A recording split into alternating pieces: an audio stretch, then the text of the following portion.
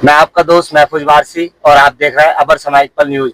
आज मेरे साथ मौजूद है समाजवादी पार्टी के प्रदेश सचिव, पूर्व मंत्री उत्तर प्रदेश सरकार के थे और मैं आज इनसे चर्चा करूंगा चुनाव को लेकर, जो विधानसभा 2027 का चुनाव शुरू होने वाला है।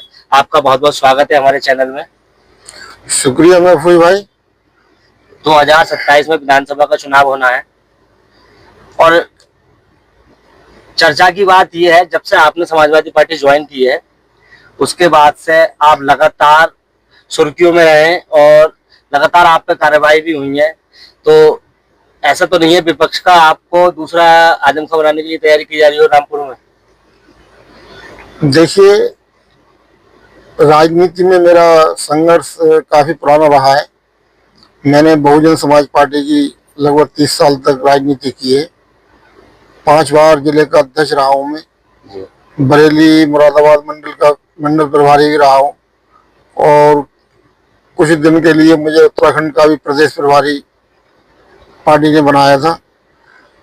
एक घटनाक्रम के बाद उस पार्टी से मेरा निष्कासन हुआ और फिर मैंने समाजवादी पार्टी ज्वाइन की और पार्टी ने मुझे जो है बहुत बड़ी जिम्मेदारी दी, प्रदेश का सचिव बनाया मेन बॉडी में।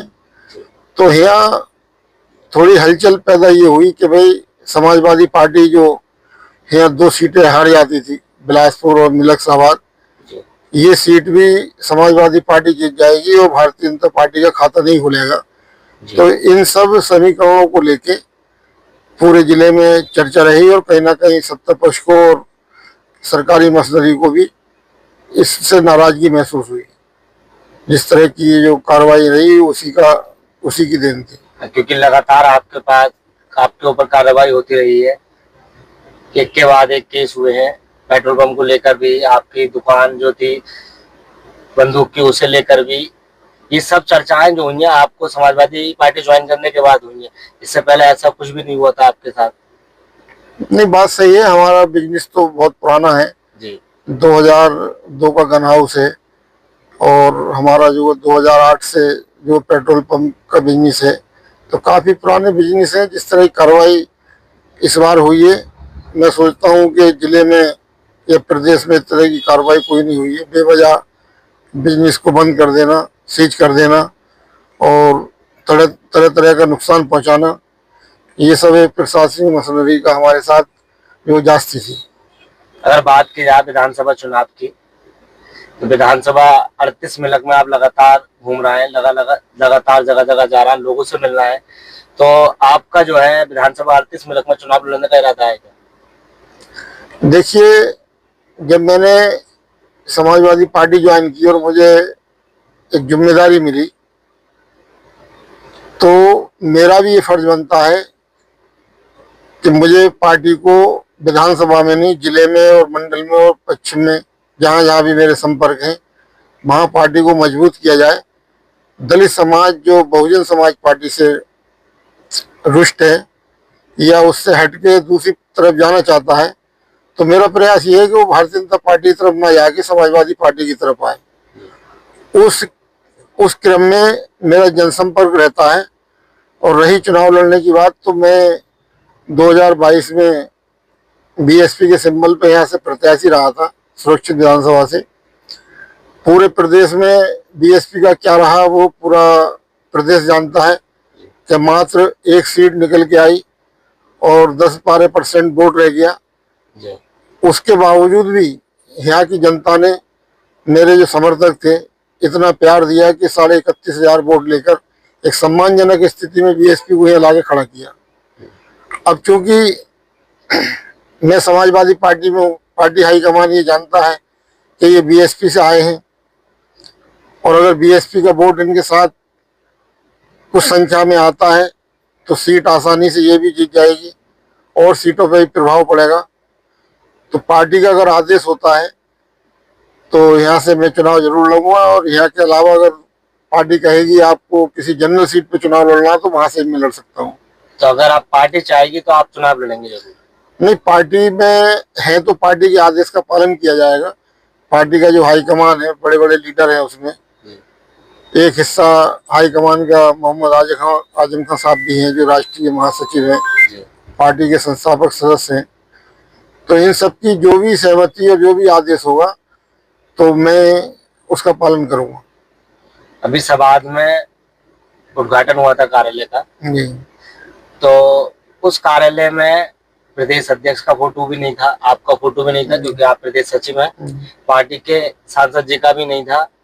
तो कुछ और जो प्रत्याशी दावेदारी कर रहा है समाजवादी से चुनाव लड़ने की, तो उन्होंने ये आरोप भी लगाया है कि वो व्यक्ति विशेष का कार्यालय है। तो आप इसे कैसे देखते हैं?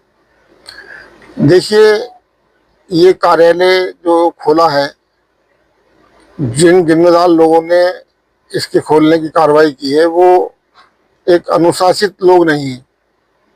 उन्हें पार्टी का सच्चा पक्का वफादार सिपाही नहीं कह सकते, क्योंकि पार्टी का सच्चा पक्का सिपाही वही होता है जो पार्टी हाईकमान के आदेशों का पालन करे, पार्टी के राष्ट्रीय अध्यक्ष का पालन करे, प्रदेश अध्यक्ष का पालन करे, और पार्टी के जो बड़े बड़े ओहदों पर लोग बैठे हैं उन्हें भी सम्मान बराबर का मिलना चाहिए। जो उनका लेवल है, कद के हिसाब से ही उन्हें सम्मान मिलना चाहिए, प्रोटोकॉल उनका रहना चाहिए।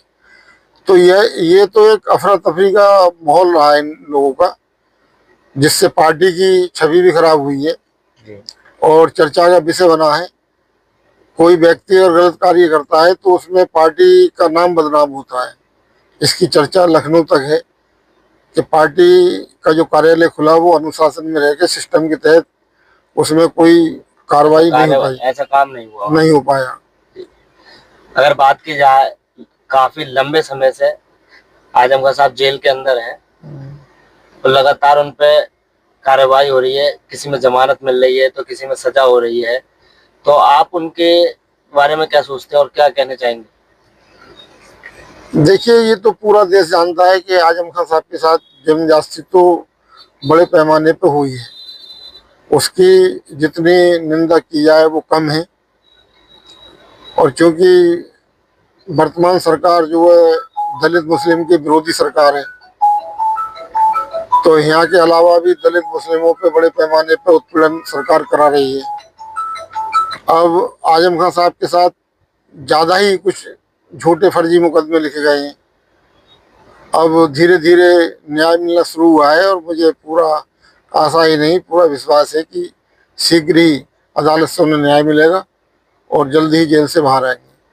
तो अगर बात की जाए, पार्टी आप पर विश्वास जताती है और विधानसभा में से आपको प्रत्याशी बनाती है, तो आप चुनाव लड़ेंगे? देखिए, पार्टी का जो भी आदेश होगा मैं उसका पालन करूंगा और पार्टी का सम्मान रखूंगा और उसे पार्टी के खाते में ये सीट डालने का मेरा पूरा प्रयास रहेगा। इस मैंने चाहा तो ये पार्टी सीट जीतेगी।